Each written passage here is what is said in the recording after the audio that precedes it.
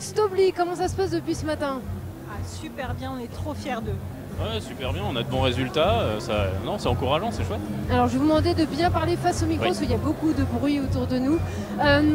Comment vous faites? Est-ce que vous les aidez encore ou est-ce qu'à cette époque-là de la compétition, c'est bon, ils sont autonomes, ils n'ont plus besoin de vous? Non, là, ils sont clairement autonomes. Éventuellement, on peut les coacher sur la partie mentale, résistance au stress, mais le reste, les choses sont faites.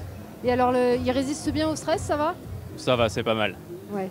Je me tourne maintenant vers les élèves. Du coup, vous en êtes où? Donc, Gabin disait, ça suit son cours, on verra bien à la fin, on va compter les points à la fin. Pareil, Loïs, toi, t'en penses quoi pour l'instant? Moi aussi, ouais, je suis comme Gabin, on essaie de compter vraiment le plus de points possible jusqu'à maintenant. Là, je ne sais pas du tout combien on est au classement, il faudrait que je revoie un autre combat ou qu'il réaffiche. Mais franchement, ça se passe bien. On ne s'inquiète pas, même si on a un côté, on se dit il faudrait peut-être qu'on se bouge sur certaines choses. Ouais, parce que vous, en fait, votre force, c'est accrocher les spécimens. Alors, est-ce qu'il y en a un de vous qui peut expliquer ce que ça veut dire? Alors en fait, les spécimens, ça s'effectue par l'assemblage de deux pièces, donc une sorte de pavé, on va dire ça, avec une pince, enfin avec une accroche par-dessus, et on va venir l'accrocher sur une barre, et c'est ce qui va nous permettre de créer des spécimens, et ce qui va nous rapporter plusieurs points. D'accord, alors certaines équipes préfèrent mettre des points dans le panier. Ouais, voilà, il y a des équipes où elles sont plus polyvalentes sur marquer des points avec les paniers, mais franchement, nous, les spécimens, c'est ce qu'on a trouvé de plus rapide, ce qu'on apporte le plus de points, on va dire, sur une minute. Par rapport à l'étape de Marna, où vous avez déjà vous avez fini parmi les premiers, est-ce que vous voyez une différence de niveau, une différence de stress aussi? Ah oui, clairement, vraiment, les équipes se sont vraiment améliorées de Marna aujourd'hui, et c'est plus difficile, mais ça fait plus plaisir de gagner, parce que c'est plus dur. Et il y a plus de mérite qu'à Marna, et on va quand même s'accrocher pour décrocher la victoire, il n'y a pas de doute sur ça, mais ouais, c'est que le niveau est plus relevé qu'à Marna. Comment ça se passe derrière dans les puits? Est-ce que vous vous jaugez? Est-ce que vous scrutez? Est-ce que vous allez chercher des petites idées à droite à gauche? On a vu certaines équipes venir un peu regarder nos projets et tout, on a caché. Non, nous on regarde pas trop, on est un peu dans notre bulle pour être concentré sur nous-mêmes surtout, c'est le plus important je trouve. Non, on regarde pas trop, on essaye vraiment de suivre son cours et vraiment de faire les meilleures choses pour nous et pas pour les autres. Je me tourne maintenant vers Stobli, Carole et Baptiste. Vous les avez accompagnés pendant de longs mois, ces élèves. Ça vous fait quoi de voir aujourd'hui qu'ils sont là, qu'ils sont en finale nationale et qui font partie du top 15 ou du top 20?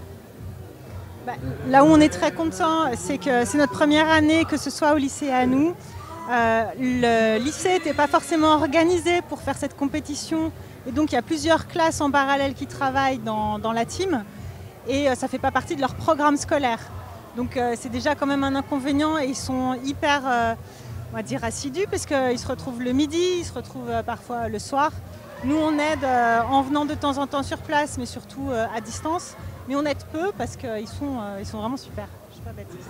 Ouais, on est super fiers de les retrouver à ce niveau-là et effectivement c'est vraiment leur projet depuis le début et on découvre, hein, c'est notre première année, je pense qu'on fera des choses différemment l'année prochaine, mais en tout cas on est déjà vraiment fiers pour le lycée et puis pour nous Stobli d'être là cette année. Et vous attendiez à autant d'ambiance, autant d'engouement ici à Lyon? Alors non, c'est vraiment la fête. Baptiste, pareil? Ouais, non, vraiment pas. Et puis, il y a vraiment des moyens, c'est super chouette. On voit vraiment bien avec les écrans. L'organisation, elle est aux petits oignons. C'est vraiment une super expérience pour tout le monde, je pense. Oui, Gabin et Lauride, vous confirmez? Vous attendiez à ça ou pas? Que ce soit déjà une salle bien plus petite, comme on avait eu la dernière fois à Marnaz. Je pensais pas qu'il allait y avoir autant de monde et autant de personnes d'endroits différents qui viennent. Déjà les États-Unis, c'est super cool qu'ils soient là. Il y a l'Allemagne qui est là, il y a une équipe entièrement féminine, ça fait plaisir de voir ça dans un concours de robotique qui est pourtant un milieu plutôt masculin malheureusement. Mais il y a beaucoup de monde, il y a beaucoup d'ambiance, tout le monde est super cool, c'est vraiment chouette. Ouais, pareil. Aussi, il y a vraiment de l'engouement autour de l'événement, quoi. C'est chouette.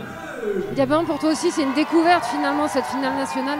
Oui, c'est vraiment ce domaine, c'est une découverte et l'engouement qui est autour, c'est vraiment superbe. Ça donne un peu de la visibilité à la robotique qui est moins connue qu'avant.